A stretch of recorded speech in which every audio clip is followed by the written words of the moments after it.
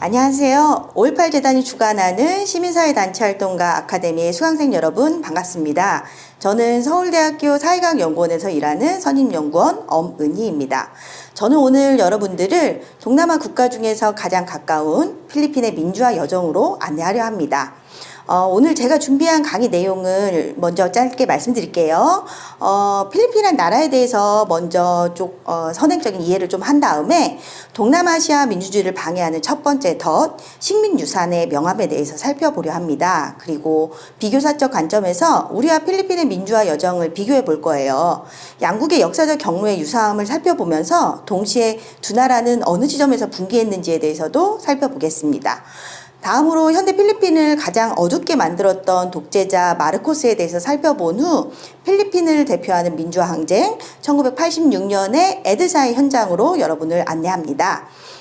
민주화는 민주적 제도의 도입 이후에 또 여전히 남겨진 과제들이 있죠. 그래서 2021년 오늘날 필리핀 사회는 지금 어떠한 상황인지에 대해서 마지막으로 살펴보겠습니다.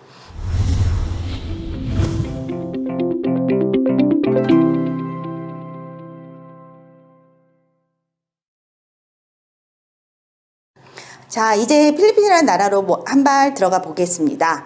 역사적으로 동남아시아에 영향을 미친 외부 문명은 모두 서쪽으로부터 왔습니다.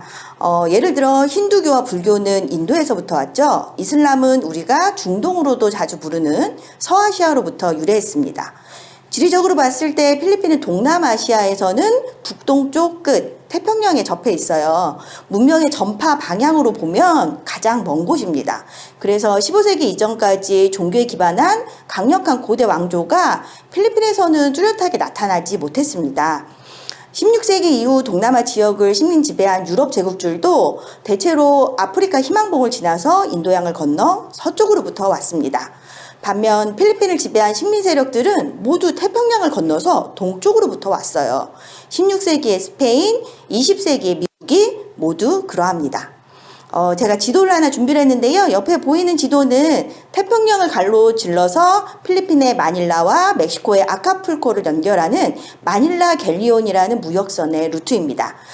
마닐라는 스페인의 식민 지배를 받는 동안에 남미 그리고 중국 사이에 있는 중개 무역항이었어요. 16에서 19세기 초까지 이 항로를 통해서 필리핀은 세계 경제의 일원으로 편입되기도 했습니다. 필리핀을 식민 지배한 스페인과 미국은 이 사회에 대단히 큰 사회 문화적인 유산을 남깁니다. 먼저 스페인은 필리핀이라는 국가 이름, 카톨릭이라는 종교, 그리고 사탕수수 재배를 위한 남미식 대농장인 하시엔다 시스템, 그리고 그러한 시스템을 운영했던, 그래서 지금까지 이어지는 필리핀의 토착 엘리트 지배계층의 원형을 만들어 놓습니다. 미국은 1998년에 스페인하고 전쟁을 하거든요. 근데 이 전쟁에서 미국이 승리를 해서 필리핀에 대한 식민 통치권을 양도받습니다.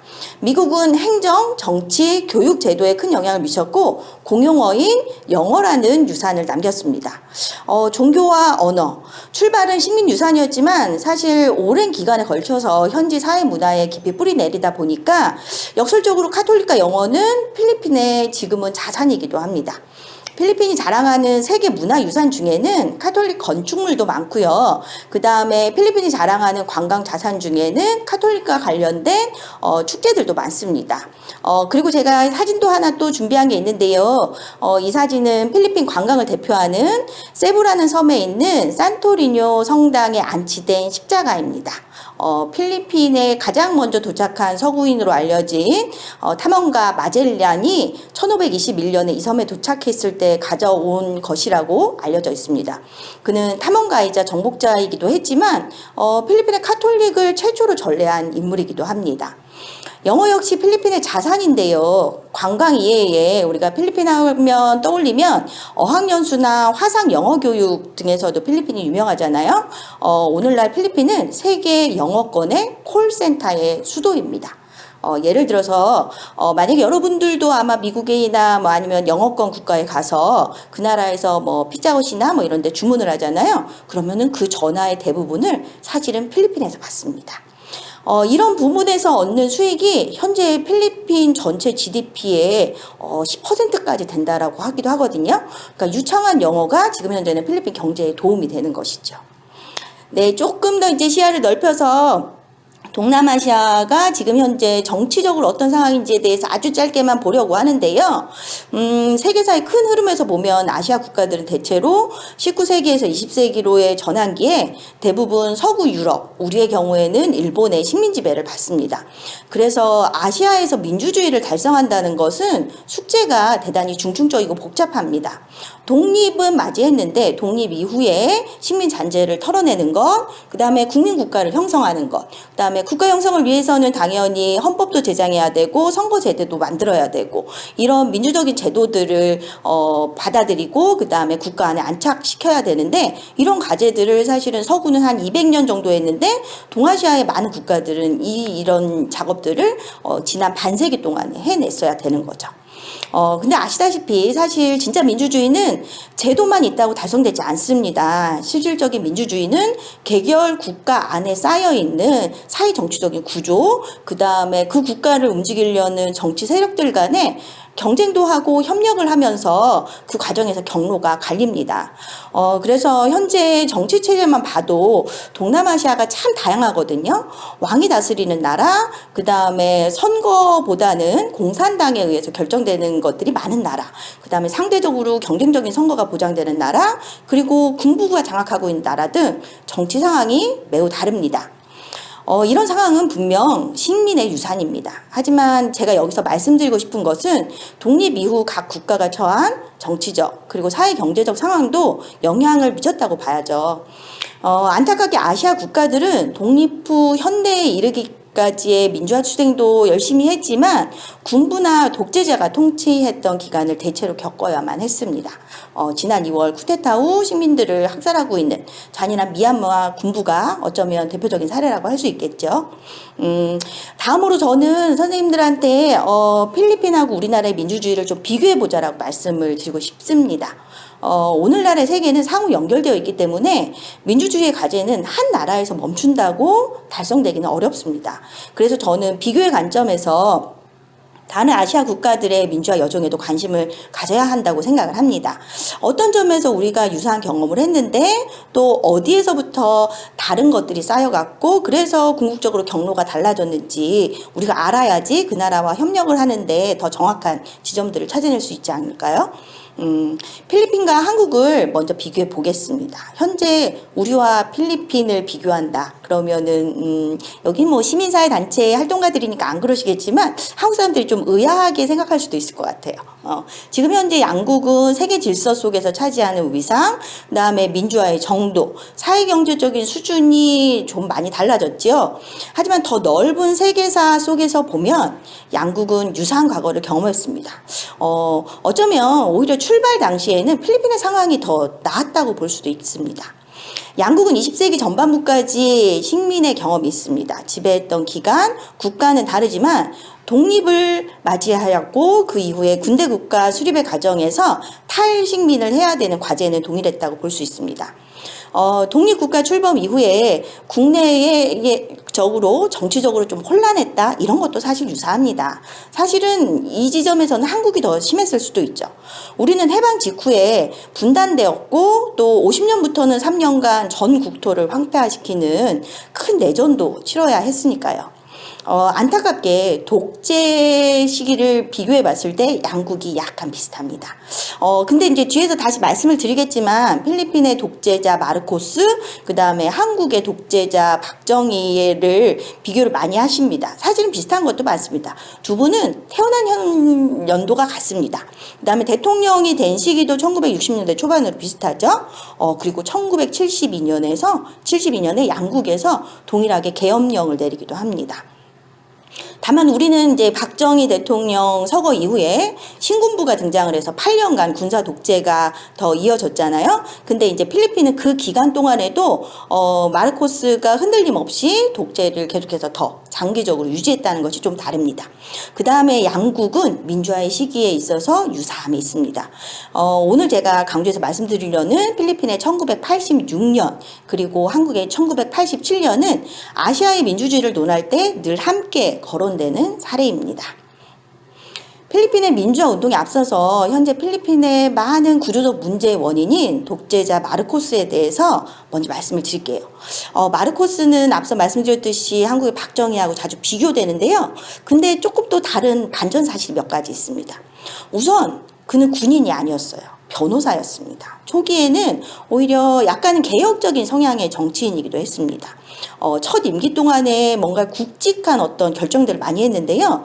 원래는 이제 반공주의가 그 당시에 이제 한국하고 일본, 그 다음에 이제 태국, 필리핀이 좀 공유하고 있던 어떤 이념적인 지형이었는데, 마르코스가 자신의 첫 임기 동안에 공산권 국가들하고 외교 관계를 막 수립을 합니다. 그래서 친미 반공 일변도의 외교 관계를 조금 변화시켰고요.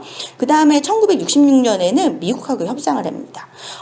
그 필리핀도 독립을 하고 난 다음에 사실은 일정 지역에 미군이 계속해서 군대를 주둔하고 있었어요. 근데 그 주둔 기간이 99년으로 계약이 되어 있었습니다.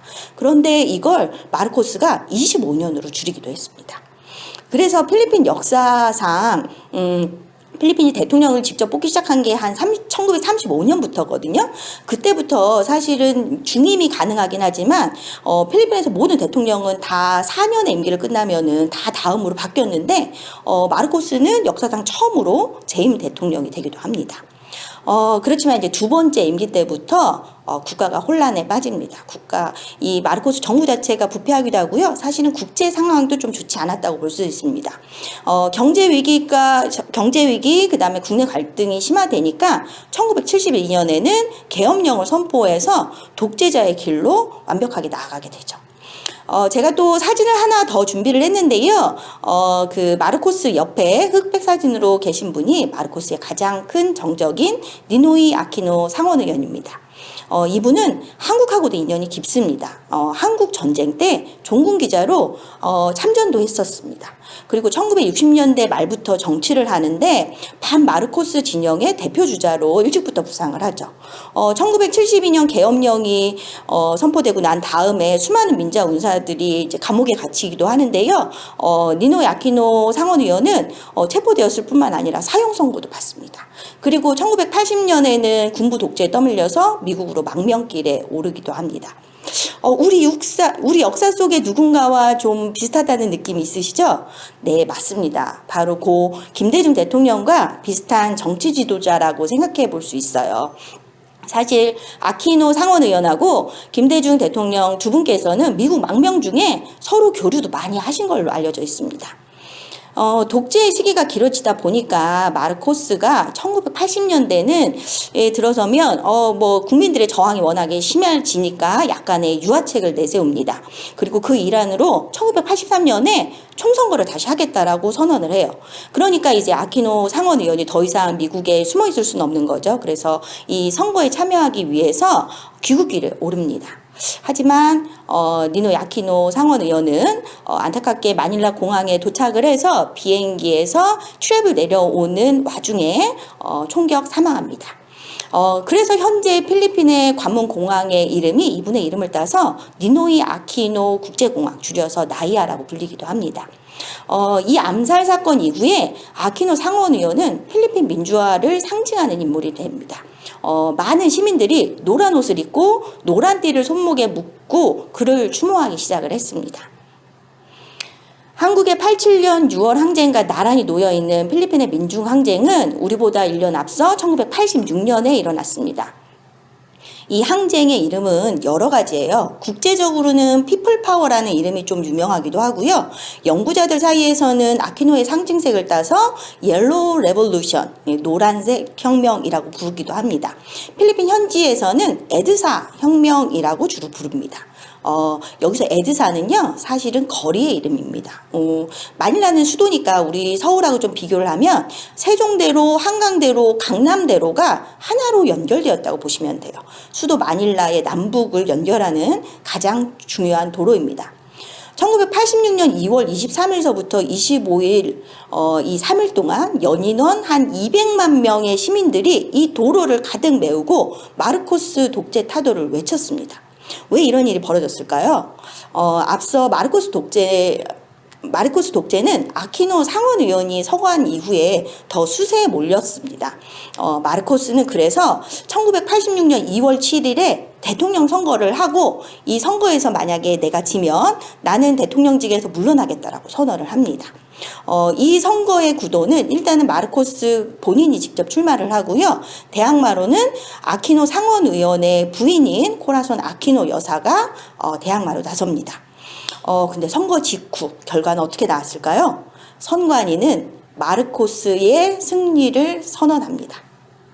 하지만 이 개표 결과가 조작된 것이었어요. 그리고 이미 선거 과정에서부터 광범위한 폭력 사태, 그다음에 선거 방해 행위들이 있었습니다. 그런데 진실은 어떻게든 드러나기 마련입니다. 마르코스의 승리 선언이 있고 난 며칠 뒤에 선관위에서 일하던 컴퓨터 기술자 30명이 개표가 조작되었다고 양심 선언을 합니다. 이런 양심 선언이 있었는데도 마르코스는 대통령 취임식을 강행하려고 해요. 내가 승자다 이런 거죠. 그래서 200만이 넘는 시민들이 거리로 몰려 나와서 마르코스 독재 타도를 외친 것입니다. 1986년 2월 25일 마르코스는 결국 자신의 패배를 받아들이고 대통령 취임을 취소합니다. 그리고 하와이로 쓸쓸한 방명길에 오르죠. 이렇게 필리핀 시민들이 승리를 한 것입니다. 한필 양국 상황을 현재 잣대로 보면 그 의미가 퇴색되어 버리지만 사실 필리핀의 1986년 2월에 있었던 에드사 혁명, 한국의 1987년 6월에 있었던 민주화운동, 그 다음에 대만에서의 1987년에 7월에 시민 시위들, 그 다음에 중국의 1989년 6월 천안문 시위로 천안문 시위는 서로 연결되어 있는 사건입니다. 아시아의 탈권위주의화 혹은 세 번째 민주화 물결이라고 불려지는데요. 이런 도미노 현상처럼 이루어진 아시아 민주주의 운동에 있어서 필리핀의 에드사 혁명이 가장 앞머리에 있다고 볼 수 있습니다. 한국을 대표하는 현대사 학자인 서중석 교수님은 6월 항쟁이라는 책을 쓰셨는데요. 거기 보면은 우리의 6월 항쟁하고 이 필리핀의 에드사 혁명이 어떻게 연결되어 있는지 말씀을 해주시거든요. 다음과 같은 문구가 있습니다. 필리핀의 피플파워는 한국 민주화 운동의 대리전쟁이었다. 학생들과 민주 인사들은 필리핀의 민중혁명에 실패한다면 당분간 우리 민주주의도 공경에 처할지 모른다는 두려움을 가지고 있었고 똑같은 이유로 전두환 정권은 그것이 실패하기를 간절히 바라고 있었다. 86년의 필리핀, 87년의 한국은 이렇게 서로 연결되어 있습니다. 필리핀과 한국에서 민주화 운동이 부분적이나마 승리한 것이고 이것은 정말로 아시아적인 사건입니다. 한국과의 관점에 갇히면 보이지 않는 것들이 있습니다. 당시 동아시아의 지정학적 갈등 그리고 냉전 구도화에서 이 지역에 가장 큰 영향을 미쳤던 국가는 미국인데요. 미국은 이 사건 이후로 대아시아 전략을 수정할 수밖에 없게 됩니다. 그래서 이 두 민주화 운동은 상호 연결되어 있고 아시아적 차원에서 같이 의미를 되새겨야 되는 동시대적인 사건이 되는 거죠. 1986년 민주화 운동에 성공한 필리핀은 1987년에 신헌법을 제정해서 대통령을 6년 단임만 한다라는 조항을 넣습니다. 다시는 독재자가 나오지 않도록 만든 것이죠. 그리고 지금까지 35년간 6번에 걸쳐서 대선을 치렀습니다. 이게 사실은 동남아 이웃 국가에는 없는 기록입니다. 경쟁적인 선거가 보장이 되었고요. 정권은 계속해서 교체되어 왔습니다. 그리고 헌정 중단 사태가 사실상 없었습니다. 그런데 그래서 필리핀에서는 정치를 통한 변화 그리고 사회 발전이 과연 이루어졌을까요? 우리가 바라는 민주주의의 상황, 민주주의의 품질은 지금 필리핀에서 어떤 상황일까요? 저도 사실은 구계자이다 보니 너무 간단하게 그다음에 매몰차게 평가하기는 조금 어렵습니다만 필리핀의 민주주의는 안타깝지만 교착되었다가 후퇴를 하는 일이 반복되고 있다고 볼 수 있습니다. 필리핀 정치는 어쩌다가 이렇게 됐을까? 그 배경을 설명하는 단어가 있습니다. political dynasty, 정치 가문. 필리핀의 정치 상황을 이야기하면 언제나 나오는 용어입니다. 1986년 민중항쟁을 통해서 만인지상의 독재자 마르코스는 권좌에서 물러났습니다.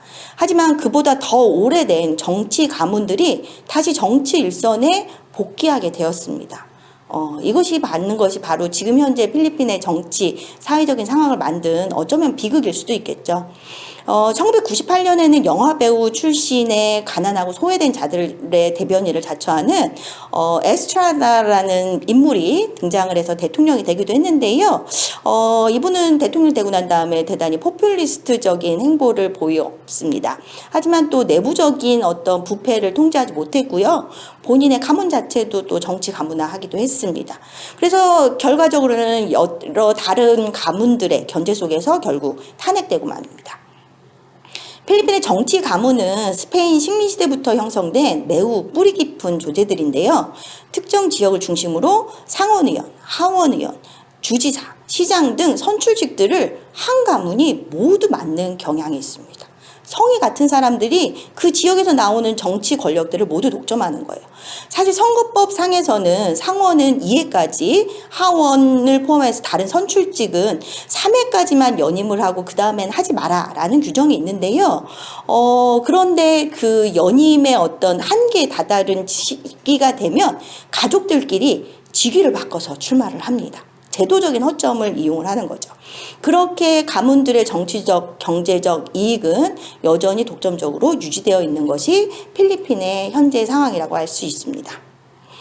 2021년 현재 필리핀 대통령 누구신지 아시죠? 좀 국제적으로는 악명도 있는 두테르테라는 분이십니다. 2016년에 대통령에 당선이 됐으니 올해가 집권 마지막 해입니다. 내년 5월에 필리핀에서도 대선이 있습니다. 두테르테라는 사람을 어떻게 평가해야 될까? 사실 쉽진 않습니다. 정치 가문들과 대적하면서 서민들의 편을 자처하며 개혁적인 행보를 어느 정도 또 한 것도 있습니다. 또 자주 외교를 선언하며 대미 일변도의 외교를 미중 등거리 외교로 바꾸어 놓는 것도 어쩌면 대통령이니까 할 수 있는 어떤 외교적인 지점들도 있는 거죠.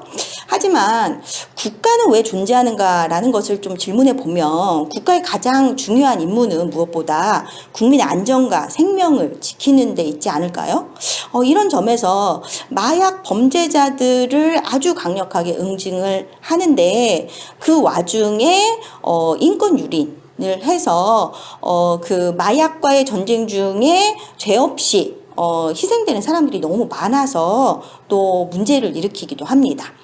제가 도표를 하나 준비를 했는데요. 이 도표는 필리핀의 대표적인 여론조사 기관인 SWS라는 기관에서 코로나 직전에 시행한 조사 결과입니다. 현재 국민들이 두테르테 정부가 가지고 있는 마약과의 전쟁에 대해서 어떻게 평가하고 있는지와 관련된 내용인데요. 이 정책으로 마약 사범의 수가 줄었습니까? 라는 질문에 대해서 73%의 시민이 그렇다라고 말합니다. 정책 자체에서는 긍정적인 측면이 있다라고 보는 거죠.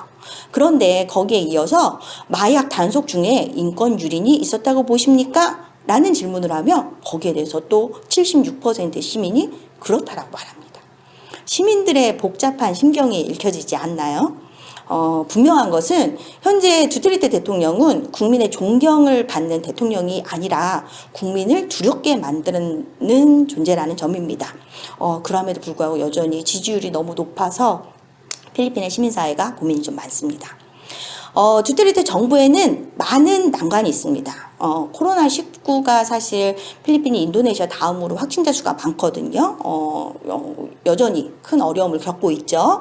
그 다음에 마약과의 전쟁 중에 인권 유린이 워낙에 심하다 보니까 필리핀 인권단체에 의해서 국제사법재판소에 제소도 되어 있는 상태입니다. 그리고 국제적으로 필리핀하고 중국이 국제적으로는 남중국해, 그 다음에 이제 필리핀에서는 서필리핀해라고 부르는 바다가 있는데요. 그 바다에서 양국 간의 영토 분쟁도 끊이지 않고 있습니다. 국민들하고 야당에서는 두테르테는 지금 중국 편 아니야? 이렇게 또 의심하는 눈초리 또 있습니다. 이러는 와중에 내년 2022년에 필리핀에서도 대선이 있습니다. 필리핀에서 대통령의 권한은 정말 무소불위입니다. 그래서 그만큼 대통령이 누가 되는지가 너무나 중요한 나라이기 때문에 다음 대선에서 어떤 정치인이 등장할지, 또 그 대통령은 두테르테와 다른 조금은 인권과 민주주의에 대해서 생각을 가진 사람일지, 뭐 그런 사람이 될지를 기대하기도 하고 또 궁금해하고 있습니다. 자, 제가 오늘 준비한 강의의 마지막 파트입니다. 필리핀의 민주주의는, 현재 제도적 민주주의는 그래도 그나마 잘 작동을 하는 나라입니다. 민주화 이후에 민주주의가 공고화되고 발전하는 데는 대신 문제가 많이 있죠. 앞서 말씀드렸듯이 민주주의는 제도가 있다고 해서 달성되는 것은 아닙니다.